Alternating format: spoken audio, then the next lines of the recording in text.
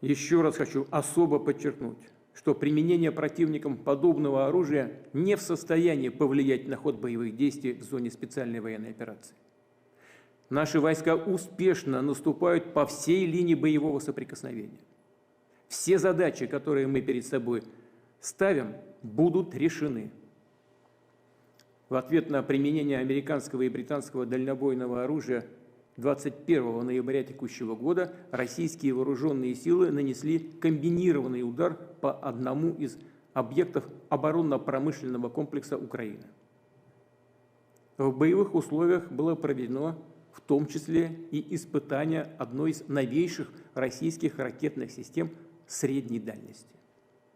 В данном случае с баллистической ракетой в безъядерном гиперзвуковом оснащении. Наши ракетчики назвали ее «Орешник».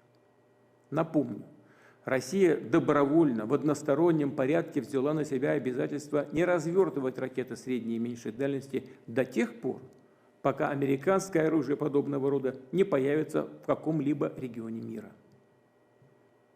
Мы считаем себя вправе применять наше оружие против военных объектов тех стран, которые позволяют применять свое оружие против наших объектов. А в случае эскалации агрессивных действий будем отвечать также решительно и зеркально. Об этом рекомендую серьезно задуматься и правящим элитам тех стран, которые вынашивают планы использовать против России свои воинские контингенты.